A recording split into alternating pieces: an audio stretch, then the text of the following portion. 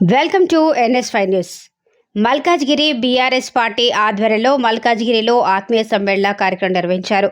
ఈ కార్యక్రమానికి ముఖ్య అతిథిగా కేటీఆర్ హాజరయ్యారు. ఈ సందర్భంగా ఆయన మాట్లాడుతూ కాంగ్రెస్ ప్రకటించిన 6 గ్యారంటీలను త్వరగా అమలు చేయాలని డిమాండ్ చేశారు. పేద ప్రజలకు మాయమాటలు చెప్పి అధికారంలోకి వచ్చారు, కానీ ఇప్పటి వరకు ఎటువంటి సంక్షేమ పథకాలు అమలు చేయలేదని విమర్శించారు. మేము కూడా 100 రోజులు సమయం ఇస్తామని, 100 రోజుల తర్వాత ప్రజలకు ఇచ్చిన హామీలు అమలు చేయకపోతే ఖచ్చితంగా ప్రజల పక్షాన నిలబడి ప్రభుత్వాన్ని నిలదీస్తామని హెచ్చరించారు. అప్పుడే కరెంటు కట్టింగ్లు ప్రారంభం చేశారని, ఇంతకుముందు మన ప్రభుత్వం ఉన్నప్పుడు ఇటువంటి పవర్ కట్టింగ్లు ఎప్పుడైనా ఉన్నాయా అని ప్రజలను ప్రశ్నించారు. మల్కాజ్గిరిలో కొంతమంది బీఆర్ఎస్ నాయకులకు బెదిరింపులు వస్తున్నాయని, వాటిని తాము మూకుమ్మడిగా ఎదుర్కొని పార్టీ నాయకులకు అండగా నిలబడతామని హామీ ఇచ్చారు.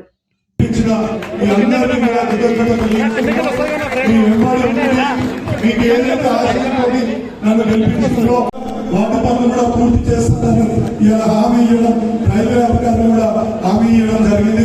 అదేవిధంగా మన చెరువులకు సంబంధించిన సమస్యలు ఉంది.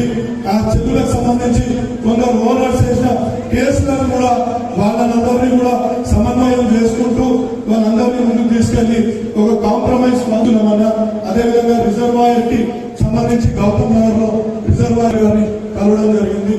ఏ పనికైనా ముందు తీసుకుపోతానని మీ సమక్షంలో మా యొక్క మల్కాజ్గిరి నియోజకవర్గ ప్రజలందరికీ కూడా నేను ఆశిస్తున్నాను. ఇంకొకటి, రాబోయేది ఎన్నికల కాలం, మన లోక్సభ ఎన్నికలు వస్తున్నాయి కాబట్టి చాలా అప్రమత్తంతో మనం వ్యవహరించాల్సిన అవసరం ఎంతైనా ఉంది. ఇప్పుడు మనకు ఒక రాము యాదవ్ గారు, ఒక కార్పొరేటర్ మనకు ఒక విపత్రం ఎమ్మెల్యేకి ఇస్తారు. ఎమ్మెల్యే తీసుకెళ్లి ఎంపీకి ఇచ్చి రైల్వేలో నాకు సమస్యలు ఉన్నాయి, మాకు పూర్తి చేయాలనేది మనం ఇది ఒక చైన్ సర్కిల్ ని విడగొట్టుకుంటే మనకే ఇబ్బంది.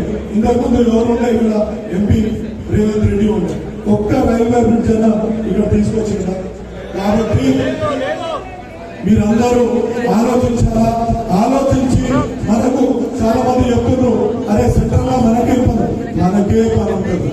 ఇప్పుడు మన అవసరాలు ఎవరో కాంగ్రెస్ లో బీజేపీ వాళ్ళు వస్తే వాళ్ళకి ఎవరు చెప్పాలి? మనకి ఇంతమంది ఇక్కడ నాయకులు ఉన్నారు కాబట్టి మనము కేసీఆర్ గారు ఎవరినైతే ఆశీర్వాదం పంపిస్తారో ఈ జెండా కింద ఎవరిని పంపించినా ఏ కులం ఏ మతం అని చూడకుండా గెలిపించుకోవాల్సిందిగా ఈ సందర్భంగా సూచిస్తూ ఈ అవకాశం ఇచ్చిన ప్రతి ఒక్కరికి కూడా ధన్యవాదాలు. ప్రతి ఆడబిడ్డ, ప్రతి అన్న, ప్రతి తమ్ముడు ఆలోచనతో అభివృద్ధి జరగాలి అంటే కేసీఆర్ ఉండాలి. ఖచ్చితంగా గులాబీ మొత్తంగా మనకే అవకాశం ఇచ్చినారు. ఒకటి మిస్ అయినా, అది కూడా తప్పితే మిస్ అయినా.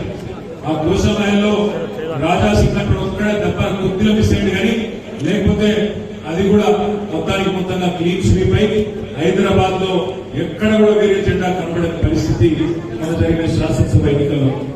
కానీ బయట జిల్లాల్లో కాంగ్రెస్ పార్టీ చెప్పిన మోసపు మాటలు, 420 హామీలు, 420 హామీలు ఏవైతున్నాయో, మీకు బస్సు ఫ్రీ, బంగారం ఫ్రీ, ఇది ఇస్తాం అది ఇస్తాం అని చెప్పి మొత్తం జిల్లాలో ఉండే అమాయకులైన కొంతమంది ఆడబిడ్డలను, అన్నదమ్ములని ఆగం చేసి మోసం చేసి ఓట్లు వేయించుకొని గద్దెనెక్కినారు. గద్దెనెక్కి 60 రోజులు అయింది. ఈ 60 రోజుల్లోనే రాష్ట్రంలోని ప్రతి గ్రామంలో చర్చ జరుగుతా ఉన్నది. ఈ 60 రోజుల కంటే ముందు ప్రభుత్వం ఎట్లుండే, ముందు పరిస్థితి ఎట్లుండే, ఇవాళ ఎట్లా ఉన్నదో ప్రతి గ్రామంలో చర్చ జరుగుతా ఉన్నది. రైతులు చూసుకుంటా ఉన్నారు వాళ్ళ ముఖాలు వాళ్ళు, అయ్యో ఎంత పని చేస్తుంది. కేసీఆర్ గారు ఉన్నప్పుడు వారం 10 రోజుల లోపల మన ఫోన్లన్నీ టింగు మనం మోగుతుంటే 7,600 కోట్ల రూపాయలు మన 70 లక్షల మంది రైతుల ఖాతాల్లో రైతు బంధు పడుతుండే. కానీ ఈ ప్రభుత్వం వచ్చినాక 60 రోజులైంది. 10,000 కాదు 15,000 ఇస్తామన్నారు. కానీ ఇప్పటి వరకు ఆ 10,000కే దిక్కు లేదు అని చెప్పి రాష్ట్రంలోని రైతులందరూ బాధపడే పరిస్థితి. అదేవిధంగా కరెంటు కోతలు చాలు అయినాయి. మల్కాజ్గిరిలో కూడా చాలా అయినాయా? పోతుందా కరెంటు? పోతలేదు, పోతుందా? మళ్ళీ కొట్టుకోవాలి ఇన్వర్టర్లు, జనరేటర్లు. ఎందుకంటే ముందే చెప్పిన మనం కాంగ్రెస్ కావాలన్నా కరెంటు కావాలన్నా తినకపోతే ఏమేమి చేయాలా? కరెంటు కూడా పోయే పరిస్థితి గ్రామాలలో మరొకసారి ఇవాళ మోటార్లు కాలిపోవడు, ట్రాన్స్ఫార్మర్లు వేలిపోవడం, గడగాలు రాలే. ఆల్రెడీ కరెంట్ కష్టాలు చాలు అయినాయి.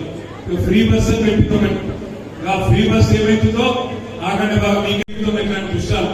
ఆడబిడ్డలు ఒకరికొకరు చుట్టూ పట్టుకొని కొట్టుకుంటారు, అక్కడక్కడ చెప్పులతో కొట్టుకున్నారు.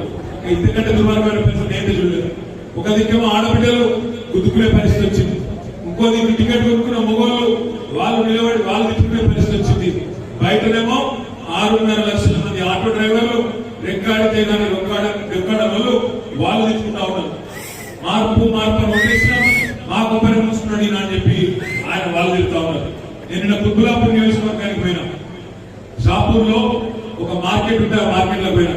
ఒక పెద్ద మనిషి కలిసి నాకు సులోచనమ్మ అని ఆమె ఒకటే చెప్పింది, కొడుక మేమైతే హైదరాబాద్ లో మంచిగా ఆలోచన చేసి వదిలేసినాం, ఊర్లలో మోసపోయినారు, తినే పల్లెల్లా ఆయనతో మనం వస్తున్నారని చెప్పి ఆ పెద్దమ్మ చెప్తుంటే ఇవాళ నాకు ఊర్లలో అనుకుంటున్న మాటలు కూడా నిజమే అనిపిస్తా ఉన్నది. పెద్ద మాటలు చెప్పిండ్రు, మేము ఇది చేస్తాం అది చేస్తాం, కేసీఆర్ 10,000 ఇస్తే మేము 15,000 ఇస్తాం, కేసీఆర్ 2,000 పెన్షన్ ఇస్తే మేము 4,000 ఇస్తాం, ఆడబిడ్డలందరికీ నెలకు ప్రతి ఒక్క మహిళకు 2,500 ఇస్తాం అని చెప్పి నోటికి వచ్చిన మాటలు చెప్పి మన సెక్రటేరియట్ పోయి ముఖ్యమంత్రి గారు మాట్లాడుతున్నాడు. ఎంత సిగ్గు చేయడం ఒకసారి ఆలోచన చేయండి. ఆయన అంటే అక్కడ పోయి మేమేదో ఇక్కడ లంక బిందెలు ఉన్నాయనుకొని వచ్చినాం, లంక బిందెలు లేవు, ఖాళీ కుండలు ఉన్నాయంటూ. కానీ ఆయన ఇదివరకు ఏం చేస్తున్నారో నాకైతే తెలియదు. లంక బిందెల కోసం ఎవరు తిరుగుతారు? గడ్డపార కట్టుకొని తటపార కట్టుకొని నెత్తి మీద తువాల కట్టుకొని అర్ధరాత్రి దొంగలు తిరుగుతారు. లంక బిందెల కోసం ఎక్కడ తిరుగుతారు? పాడుపడ్డ కోటలల్లో, పాడుపడ్డ దేవాలయాలలో, పాడుపడ్డ గడిలల్లో అర్ధరాత్రి దొంగలు తిరుగుతారు.